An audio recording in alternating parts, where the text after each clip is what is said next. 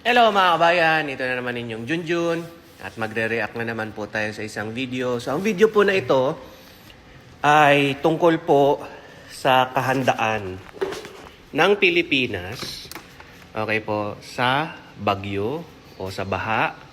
Okay? Handa po daw ang Pilipinas, sabi po ng isang mataas na opisyal ng bansa. Okay? So panoorin po natin yung video kasi may mga, kumbaga may mga projects na tapos na po. May mga ginagawa pa ang pamahalaan na projects para mapigil ang baha. At syempre, naatasan na rin ang mga local governments pagdating ng sakuna, lalo na bagyo. Yung bagyo po kasi sa atin, hindi na po yan bago Nung ako po ay bata pa, lalo na pagpapasok ng school, elementary, high school. So alam na agad yan na pag dumating ang month ng June, kasi noon 80s, 90s, maayos pa yung maayos pa yung klima di ba? Nasusunod pa yung na pagdating ng March, April, May, summer yan. April, pinakamainit, tapos pagdating ng June, okay? June, pataas na, ulan na yan. Di ba? Pero alam natin kung ilan ang bagyong, kumbaga nakalistang dadaan sa Pilipinas.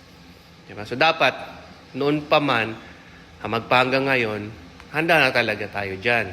Di ba? Pero ang matindi kasi is parang palala ng palala Di ba? So panoorin natin ang video mga kabayan, sabay-sabay tayong mag-react. Again, ito ang inyong Junjun. Junjun is in. Handa raw ang gobyerno sa pagdating ng Bagyong Enteng. Mahigit 5,000 at 500 flood control project ang natapos na at marami pang iba ang kasalukuyang ginagawa sa buong bansa. Panoorin ang kanyang pahayag ukol dito. Meron na kaming standard operating procedure na sinusundan na lang natin. Of course, the main element here is we are monitoring kung ano ba talaga ang weather situation.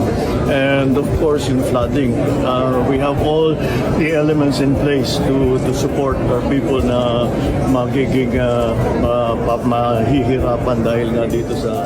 Bagamat sinabi ng Pangulo na handa ang gobyerno, tila marami pa rin ang nagdududa sa kahandaan ng mga ahensya sa pagsagot sa mga pangangailangan ng mamamayan, lalo na sa mga lugar na mataas ang risk ng pagbaha at landslide. Sa halip na proactive na solusyon, tila masyadong reactive ang tugon ng pamahalaan na madalas humahantong sa pagka-stranded ng mga tao sa gitna ng masamang panahon. Maraming motorista ang stranded, lalo na yung mga pauwi sa Cavite.